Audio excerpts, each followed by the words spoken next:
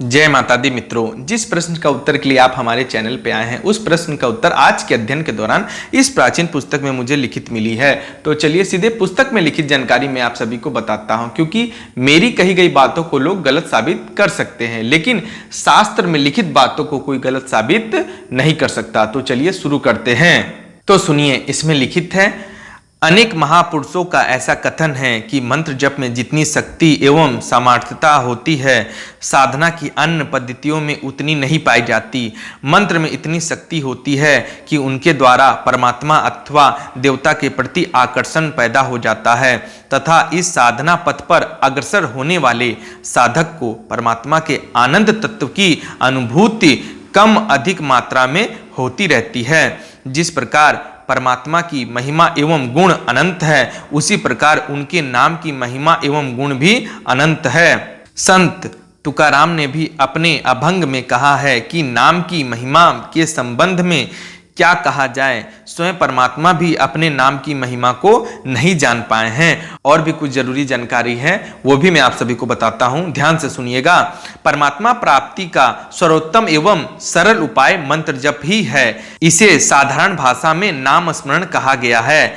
मंत्र जप की साधना द्वारा साधक एक योगी की अवस्था को प्राप्त कर सकता है। अब तक अनेक महापुरुष मंत्र जप की साधना से पूर्णावस्था को प्राप्त कर चुके हैं, इसलिए इसे जप योगी भी कहा गया है। भक्ति की जो विभिन्न पद्धतियां बताई गई हैं उनमें नाम मंत्र सर्वोत्तम है। भगवान के मंत्र का जप, चाहे भगवान के बीज मंत्र का जप या भगवान के साबर मंत्र का जप, मंत्र तीन प्रकार के होते हैं। एक नाम मंत्र का जप, एक बीज मंत्र का जप, एक साबर मंत्र का जप। तो तीन प्रकार के मंत्र शास्त्रों में बताए गए हैं। और भी कुछ मंत्र हैं जिसके बारे में भी बातें लिखित हैं, लेकिन ये तीन मूल मंत्र ही बताए गए हैं। मंत्र जप में इतनी शक्ति है कि अगर आप पूजा पाठ इत्यादि कुछ भी नहीं करते हैं, केवल आप भगवान के नाम का नित्य जप करते हैं, चाहे उनके बीज मंत्र का हो, चाहे साबर मंत्र का हो, चाहे केवल नाम मात्र का ही मंत्र आप कर रहे हैं, तो मंत्र शक्ति की अनुभूति आपको जरूर होगी। इसमें तनिक बात भी संदेह नहीं है। मंत्र जप में बड़े बड़े लोग को बड़ी बड़ी सिद्धियां हासिल हुई है। जो भी इच्छा उनके मन में थी, जो भी उनके मार्ग में अड़चन बन रही थी, सब नष्ट हो जाती है। भगवान को हार मान के आपके पास आना ही पड़ता है और आपके दुखों को दूर करना ही पड़ता है। इसमें तनिक मात्र भी संदेह नहीं है। भगवान को बुलाने का या भगवान को पाने का सबसे छोटा एवं सरल साधन मंत्र जप ही है। अगर आप किसी ज्ञानी पंडित से, चाहे सिद्ध संत से या महात्मा से अगर आप पूछें कि भगवान को पाना हो तो हमें क्या करना चाहिए, तो वो एक छोटा सा एवं सरल उपाय यही बताएगा कि आप किसी भी अपने इष्ट के मंत्र का जप अवश्य करें। भले ही एक माला करें, एक माला यानी 108 बार करें, लेकिन अवश्य करना चाहिए। मंत्र जप से जुड़ी कुछ और आपको जानकारी बता दूं। मंत्र जप करने से पहले आपका शरीर शुद्ध होना चाहिए, इसके लिए आपको स्नान जरूर कर लेना चाहिए।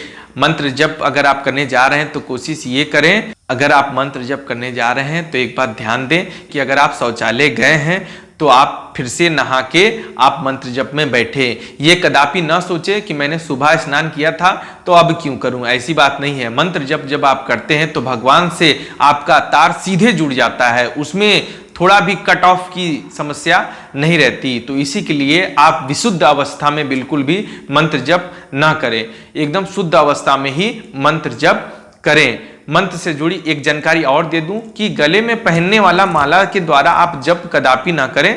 जिस मंत्र को आप जप रहे हैं उसका माला हमेशा अलग होना चाहिए। ये ना हो कि उसी से आपने मंत्र जप किया और उसके बाद आपने उसे धारण कर लिया। हाँ, धारण आपको करना है। कब करना है? जैसे आपने जो भी मंत्र जप का शेड्यूल किया है, यानी जितने देर तक का भी, जितने माला का भी, उसके बाद जब आखिरी जब आप मंत्र जप कर लें, माला पूरी कर लें, तो उसको कुछ देर के लिए, यानी कुछ देर यानी 1 मिनट 30 सेकंड के लिए आप गले में धारण करके उसकी शक्तियों को अनुभूति अवश्य करें। इससे आपके मन में, आपके सूक्ष्म आत्मा को बहुत सारी ऊर्जा प्रदान होती है। ऐसी विशेष सारी जानकारियां शास्त्रों और पुराणों में लिखित पाई गई है कि अगर आप मंत्र जप के बाद कुछ समय के लिए, कुछ समय यानी ज्यादा समय, कुछ समय के लिए जब तक आप बैठे हो उस स्थान में, मंत्र जप वाले स्थान पे, उस समय तक आप जो मंत्र जप किए हैं उस माला को धारण करिए, जिससे जिससे आपके आत्मा, स्थूल शरीर और सूक्ष्म शरीर को ऊर्जा प्रदान हो और आपका मन बिल्कुल शुद्ध हो जाए। इसी के लिए आप मंत्र जप अवश्य करिएगा, भले ही एक ही माला करें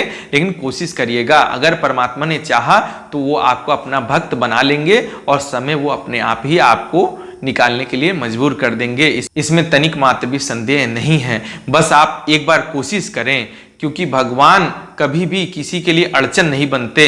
वो तो केवल आपके जीवन में आने वाली विपत्ति को, विघ्न को, बाधा को दूर करने के लिए ही जाने जाते हैं। वो कभी किसी का बुरा नहीं करते।